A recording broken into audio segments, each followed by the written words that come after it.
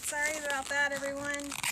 It's really hot out here, and because of that heat, it's really not being kind to our equipment. So this is our second go-round, so I apologize for that. I'm going to show you a couple frames. I don't want this to happen again, so let me show you some frames real quick. And remember, you can always ask questions on the comments, and I'll be able to see them even after the Naturalist chat's over. You can see where our bee friends here are starting to build some, they're starting to build their own comb on this foundation, so they're adding the wax to it. So we gave them a little head start. We wanted them to follow this nice pattern, this nice rectangle here, so it fits in our boxes. So we put this in here, and if you look in this upper left-hand corner, there is shiny liquid in there, and that is honey. So that is the very start of it. When they're finished with it, so that's nectar that's been brought. They've gone to a flower, they've collected the nectar, they've brought it back, they've carried it in their honey stomach, they've brought it back to another bee, they've thrown it back up to that other bee. That other bee has then taken it, it's mixed with the enzymes in their honey stomach, and it started to convert it from nectar into honey, and then they put it into these cells that they've created out of wax, and they start to dehydrate it by fanning their wings. And as the water content gets to where it needs to be, if that's too high of a water content, it'll ferment, but if it gets to where it needs to be, it'll last forever. Honey doesn't go bad, and so when it gets to where they need it to be, they will actually cap it. They'll put another wax cap. There's our queen, actually, right there with the blue dot. Take a look at that. Look how much bigger she is compared to the other bees. She's got a drone right to her left, too, which is a little bit bulkier with bigger eyes.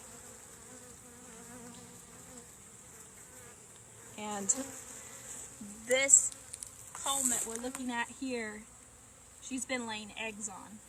So she's got, this is honey that's capped and ready to go. She's got eggs and larvae in here. So bees go through complete metamorphosis. So just like a butterfly, egg, larva. For a caterpillar, or for a butterfly, you call it a caterpillar. Bees, we just call it larva. And then they're capped off when they're ready to go through their metamorphosis. So it would be a chrysalis for a butterfly, but for a bee, it's just a pupa, and it's just a cap. I have another question, Miss Kristen. What's our question? Do bees talk to each other? They do. They communicate through dancing, which is really cool. They have little sounds. They have different sounds that they make. But they dance. They do the waggle dance, which we all know about. So that tells other bees where nectar sources are. They also communicate through pheromones, which are smells. So they have different glands on their body, and they can communicate through smells. So the queen has pheromones that she releases into the hive, and that's a way of communication for the rest of the bees. And then bees themselves have glands that they can communicate to each other. So smell, dancing, and sound. That's a lot of different ways to communicate. So they are always in communication with each other. And if we look right here on this frame, and they've become a little unhappy. I haven't smoked them in a little while. This is capped off. So these are bees, these are little pupa that are going through metamorphosis. So when they come out of this covered wax cap, they'll be adult bees, ready to start working. And there's some honey mixed in here. This is looking really nice in here. So I think this is, you want 70% of your frames to be covered with it, to be filled out before you add another box, and I think we're almost there. We had a question on the previous video before we got cut off. Okay. Do bee stings hurt? So it depends. I've had a lot of bee stings, and it's all been because my fault, not wearing my equipment correctly.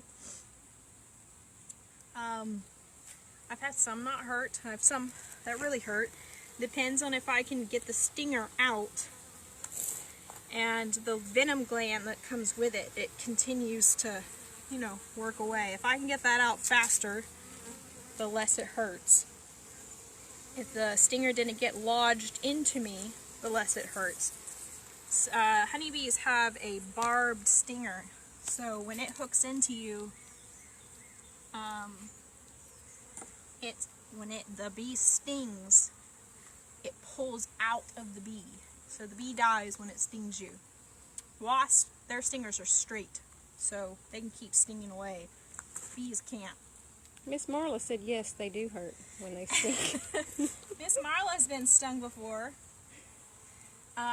If you've got one, the stinger's in you, the venom gland's in you, yeah, that's going to hurt. Some people are very, very allergic to bees, and they're going to have some serious side effects. I am not currently, but you can develop an allergy over time, so I'm still trying to be very cautious and careful. These are very calm bees, but I don't want to be stung because, one, it's still not so great, and two, I don't want to develop an allergy.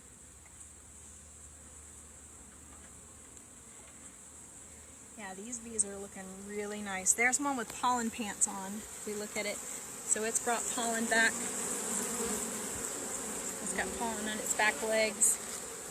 So pollen is the other thing they go out and they bring back from flowers. And they transfer it from flower to flower, the process called pollination, spreading it on their little hairy bodies. They do that unintentionally. But they also carry some back, and they feed it to young bees. They mix it with saliva, pack it into cells. That's what they can feed young bees. This hive is looking great. They're starting to get a little agitated. There's a slight change in their sound and behavior that kind of tells me that they've had enough. I don't want to keep stressing them out, especially with this being a brand new hive. But they are looking really, really nice. They're ready to add another box on. So eventually this bottom box will be full of just babies. And the top boxes are where they will store their honey. And eventually, when this is a nice, strong, older hive, when they have enough honey to make it through winter, because that's what they eat when there's no more flowers in the wintertime, that's what they eat, is honey. So we got to make sure they have enough honey to survive over winter. And if they produce any extra honey, which I will facilitate by giving them plenty of room to make extra honey. The extra honey is what we take off. We cut the caps off. We spin it out in an extractor. We filter out any bits of wax or bee legs or anything like that. And we put it into a bottle. And it's pure. And we haven't done anything to it. And we sell it in the gift shop. And our demand for that has gone up, which is why we have more hives now to try to accommodate that.